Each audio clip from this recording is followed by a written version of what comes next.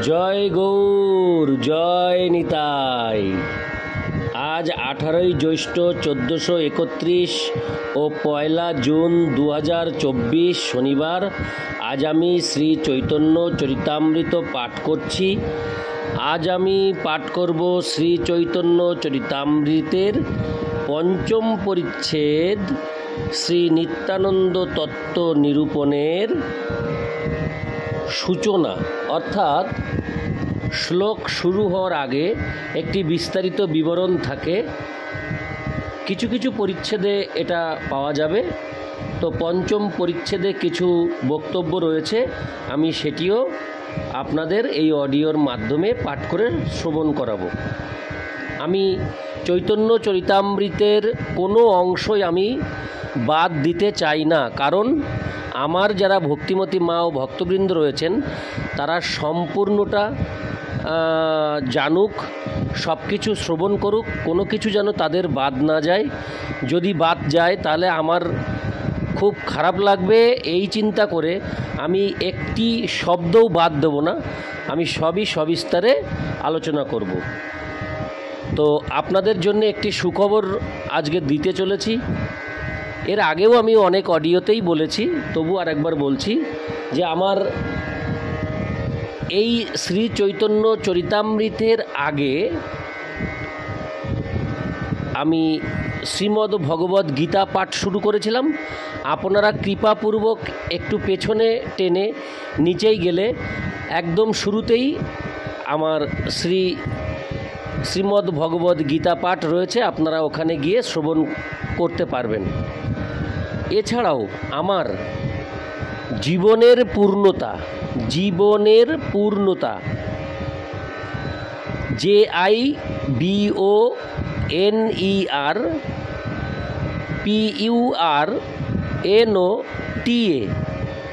এই নামে আমার একটি ইউটিউব চ্যানেল আছে। সেখানে আমি শ্রীমদ্ ভাগবতম পাঠ করছি একদম শুরু থেকে, প্রথম স্কন্দের একদম প্রথম পাতা থেকে।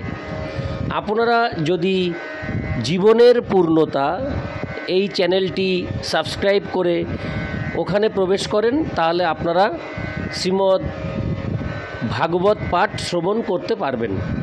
তাই আমি আপনাদের কৃপাপূর্বক প্রার্থনা জানাবো, আপনারা জীবনের পূর্ণতা চ্যানেলটিকে সাবস্ক্রাইব করে ওই চ্যানেলে আপনারা গিয়ে শ্রীমদ্ ভাগবতম পাঠ শ্রবণ করতে পারেন। এবং এই অমৃত গ্রন্থের একেবারে প্রথমে শ্রীমদ্ ভগবদ্ গীতা পাঠ রয়েছে, ওখানেও আপনারা প্রবেশ করে আপনারা শ্রীমদ্ ভগবদ্ গীতা পাঠ শ্রবণ করতে পারেন। আমি এবার পাঠ করব পঞ্চম পরিচ্ছেদ শ্রী নিত্যানন্দ, হরে কৃষ্ণ, শ্রী নিত্যানন্দ তত্ত্ব নিরূপণের সূচনা।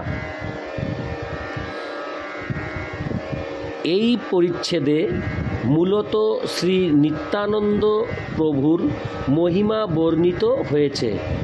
শ্রীকৃষ্ণ হচ্ছেন স্বয়ং ভগবান এবং তার বিলাস মূর্তি অর্থাৎ দ্বিতীয় দেহ হচ্ছেন শ্রী বলরাম।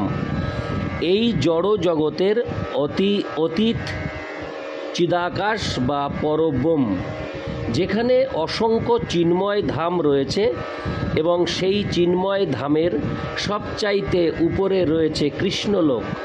শ্রীকৃষ্ণের আলয় কৃষ্ণলোকে দ্বারকা, মথুরা ও গোকুল নামক 3টি ভাগ রয়েছে। সেই ধামে পরমেশ্বর ভগবান নিজেকে কৃষ্ণ, বলরাম, প্রদ্যুম্ন অর্থাৎ অপ্রাকৃত কামদেব ও অনিরুদ্ধ এই 4 রূপে বিস্তার করেছেন। তাদের বলা হয় আদি চতুর্ভুহ। সেই কৃষ্ণলোকে শ্বেতদ্বীপ বা বৃন্দাবন নামক চিন্ময় ধাম রয়েছে। কৃষ্ণলোকের নিচে পরব্রহ্মে অগণিত বৈকুণ্ঠ লোক রয়েছে। প্রতিটি বৈকুণ্ঠ লোকে আদি চতুর্ভুহের শ্রীকৃষ্ণ থেকে প্রকাশিত চতুর্ভুজ নারায়ণ বিরাজমান।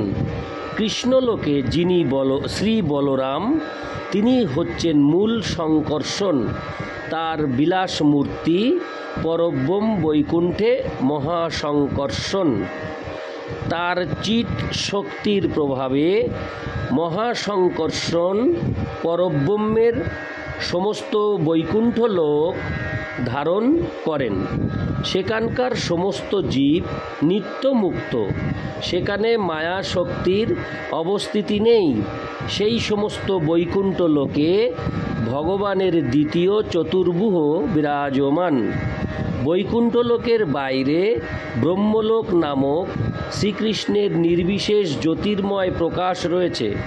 তার বাইরে রয়েছে চিন্ময় কারণ সমুদ্র।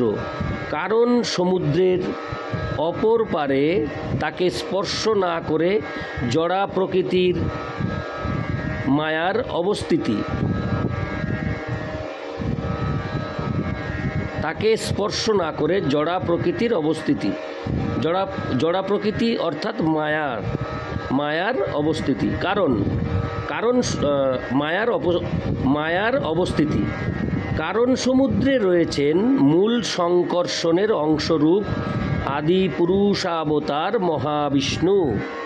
এই মহাবিষ্ণু দূর থেকে মায়ার প্রতি দৃষ্টিপাত করেন এবং তার চিন্ময় দেহের প্রতিবিম্বের দ্বারা তিনি মায়ার উপাদান কারণে মিলিত হন। মায়াই উপাদান কারণ রূপে প্রধান এবং নিমিত্ত কারণ রূপে প্রকৃতি। জড়া প্রকৃতি জড়, তাই তার স্বতন্ত্রভাবে কোনো কিছু করার ক্ষমতা নেই। মহাবিষ্ণুর দৃষ্টিপাতের ফলে তার শক্তির দ্বারা আবিষ্ট হয়ে তিনি জড় জগৎকে প্রকাশ করেন। তাই জড়া প্রকৃতি জড় জগতের প্রকাশের প্রধান কারণ নয়। পক্ষান্তরে মায়ার প্রতি মহাবিষ্ণুর চিন্ময় দৃষ্টিপাতই জড় জগতের প্রকাশের কারণ। সেই কারণোদকশায়ী মহাবিষ্ণুই সমস্ত জীবের উৎস। গর্ভোদকশায়ী বিষ্ণুরূপে প্রতিটি ব্রহ্মাণ্ডে প্রবিষ্ট হন। গর্ভোদকশায়ী বিষ্ণু থেকে ক্ষীরোদকশায়ী বিষ্ণু বিস্তার লাভ করেন এবং তিনি হচ্ছেন সর্বভূতে বিরাজমান পরমাত্মা। গর্ভোদকশায়ী বিষ্ণু প্রতিটি ব্রহ্মাণ্ডে এক একটি বৈকুণ্ঠ প্রকাশ করে তাতে বিষ্ণু, পরমাত্মা, ঈশ্বর প্রভৃতি রূপে বিরাজমান। গর্ভোদকশায়ী বিষ্ণু ব্রহ্মাণ্ডের জলাংশে শয়ন করে ব্রহ্মাণ্ডের প্রথম সৃষ্ট জীব ব্রহ্মাকে প্রকাশ করেন। তারই এক অংশকে বিরাট রূপে কল্পনা করা হয়। প্রত্যেক ব্রহ্মাণ্ডে ক্ষীর সমুদ্রের মধ্যে শ্বেতদ্বীপ নামে একটি করে দ্বীপ রয়েছে, যেখানে শ্রীবিষ্ণু অবস্থান করেন। তাই এই পরিচ্ছেদে দুটি শ্বেতদ্বীপের বর্ণনা করা হয়েছে, একটি কৃষ্ণলোকে এবং অন্যটি প্রত্যেক ব্রহ্মাণ্ডের ক্ষীর সমুদ্রে। কৃষ্ণলোকের শ্বেতদ্বীপ বৃন্দাবন ধাম থেকে অভিন্ন, যেখানে শ্রীকৃষ্ণ স্বয়ং আবির্ভূত হয়ে তার প্রেমময়ী লীলাবিলাস করেন। প্রত্যেক ব্রহ্মাণ্ডের অন্তর্গত শ্বেতদ্বীপে ভগবানের শেষ মূর্তি, ছত্র পাদুকা, শয্যা, উপাদান, বসন, আবাস, যজ্ঞসূত্র, সিংহাসন প্রভৃতি রূপে শ্রীকৃষ্ণের সেবা করেন। কৃষ্ণলোকে বলদেবী হচ্ছেন শ্রী নিত্যানন্দ প্রভু। তাই নিত্যানন্দ প্রভু হচ্ছেন মূল সংকর্ষণ। পরব্রহ্মে মহাসংকর্ষণ এবং তার পুরুষাবতারেরা শ্রী নিত্যানন্দ প্রভুর অংশ ও কলা। এই পরিচ্ছেদে গ্রন্থকার তার গৃহত্যাগ করে বৃন্দাবন যাত্রার ইতিহাস এবং সেখানে তার সর্বতোভাবে সিদ্ধি লাভের কথা বর্ণনা করেছেন। সেখান থেকে জানা যায় যে তার পূর্ব নিবাস ছিল কাটোয়া জেলায় নৈহাটির নিকটবর্তী জামটপুর গ্রামে। শ্রী মন্নিত্যানন্দ প্রভুর এক মহান ভক্ত শ্রী মীনকেতন রামদাসকে কৃষ্ণদাস কবিরাজের ভ্রাতা তার বাড়িতে নিমন্ত্রণ করেন, কিন্তু গুণার্ণব মিশ্র নামক জনৈক পূজারীর প্রতি তিনি অসন্তুষ্ট হন। শ্রীমন্নিত্যানন্দ প্রভুর মাহাত্ম্য বুঝতে না পেরে কৃষ্ণদাস কবিরাজ গোস্বামীর ভ্রাতা সেই পূজারীর পক্ষ অবলম্বন করেন। তাই মীনকেতন রামদাস দুঃখিত হয়ে তার বংশী ভেঙে সেখান থেকে চলে যান। তাতে কৃষ্ণদাস কবিরাজ গোস্বামীর ভ্রাতার সর্বনাশ হয়।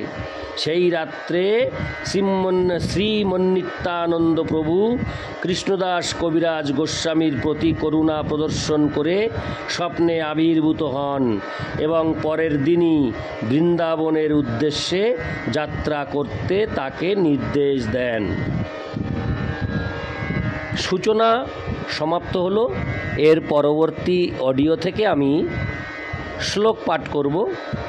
এই পঞ্চম পরিচ্ছেদ আমি সূচনা দিয়েই এই অডিওটি সমাপ্তি করছি। সকল ভক্তিমতী মা ও ভক্তবৃন্দের কাছে আমার বিনীত প্রার্থনা, আমার এই অক্লান্ত পরিশ্রম করে এই রেকর্ডিং করার একমাত্র উদ্দেশ্য আপনাদের কাছে শ্রী চৈতন্য চরিতামৃত গ্রন্থটি পরিপূর্ণভাবে, সুস্পষ্টভাবে, পূর্ণরূপে আপনাদের কাছে পৌঁছে দেওয়া। এছাড়া আমার আর অন্য কোনো উদ্দেশ্য নেই। আমি আপনাদের সাবস্ক্রাইব করার কথা অনেকবার বলি, একটি কারণেই বলি, যাতে এই অমৃত গ্রন্থ অনেক দূর পৌঁছে যায়, অনেক ভক্তবৃন্দের কাছে চলে যায়। আমার এই চলে যাওয়াতেই আনন্দ। যদি আমার মতো এই অধমের মুখনিসৃত এই শ্রী চৈতন্য চরিতামৃত পাঠ মানুষ অনেক পরিমাণে শ্রবণ করে, আমি মনে করব আমার মানব জীবন এখানেই আমার সার্থক। আমার এই জীবনে মানব রূপে জন্মগ্রহণ করা সার্থক। আমি শুধুমাত্র এইটুকু আশায় আপনাদের কাছে সাবস্ক্রাইব করার কথা বলি। আপনারা যদি সাবস্ক্রাইব করেন তাহলে অতি দ্রুত আমি আমার সকল অডিও পোস্ট করার সাথে সাথে আপনাদের কাছে পৌঁছে যাবে এবং আপনারা শ্রবণ করতে পারবেন। তাই কৃপাপূর্বক আপনারা আমার এই অমৃত গ্রন্থ চ্যানেলটিকে সাবস্ক্রাইব করে আমার পাশে থেকে আমাকে আশীর্বাদ করবেন। আপনারা আমাকে আশীর্বাদ করুন, আমি যেন